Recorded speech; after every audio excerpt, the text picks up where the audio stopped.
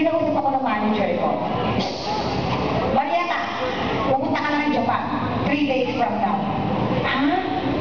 3 days from now? Japan na ako? Eh, hindi pa ako marunong mag-Japanese. Paano ba to? Ano sabi ko sa immigration? Ay, naku, problema nga ito. Eh, narinig ako ni Marites. Si Marites kasi, 8 times na sa Japan. So, ang galing-galing ako mag-Japanese. Very fluent. Ang galing-galing niya talaga. Kaya anong problema ko, Marieta? Eh, kasi nga, pupunta na ako ng Japan. Eh, hindi pa ako marunong mag-Japanese. Anong gagawin ko? Wala na akong time para mag-aral. Luka-luka. Pagdating ko sa immigration sa Japan, ito ang gagawin mo. Huwag kang magtatagalog. Okay? Ha? Mag-English ka lang. Kasi ang mga Hapon, karamihan sa mga yan, pag magaling ka mag-English, takot na silang kausapin.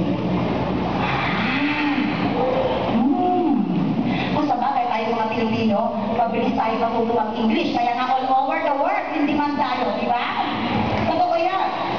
Yung mga batang maliliit, pag may mga foreigner na naliligaw, di ba? Makakausap nila eh. Excuse me, where's Elsa? There! Pero nasaan sila? Nasaan Cebu. Pero, Elsa, di ba? At least naiintindihan ng bata, di ba? Eto na. Dumating ang araw ng pagpunta ko sa Japan. Tong-tong-tong. Kasi naman, narito ko desu. Kalay mo naman, tumananto ko yung demonyo ka. Naka-airport na ako. Airport na. Alaka-laka ng Marina Airport. Ginanap ko immigration. Ako, ikot ng immigration. Nung pumili ako ng mga mabait, tapos doon ako pipila. Eto, Windows 6. Pagpunta ko na. May tatlo pa sa unahan ko, tatlo. Ako, yung tatlo sa unahan ko, na airport to airport, mahigpit pa rin na pilahan ko. Diyos ko, my God! Next!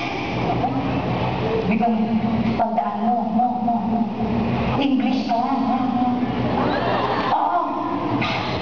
Okay lang. Passport. Here. Check. Pilipinas? Yes! English lang, katandaan mo, English. Nanas ka na, sigota na ng preparalan. Eh? Naku, mag-Japanese na siya. Hindi ko naman sasabihin ko, parang tanga ako. Siyempre, di ba ko ako? Confident na confident ako. Eh, baka sabi ko sa kanya.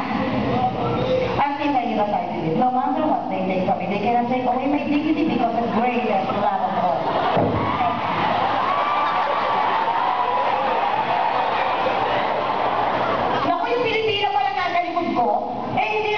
Japanese. Naku, ginaya niya ako.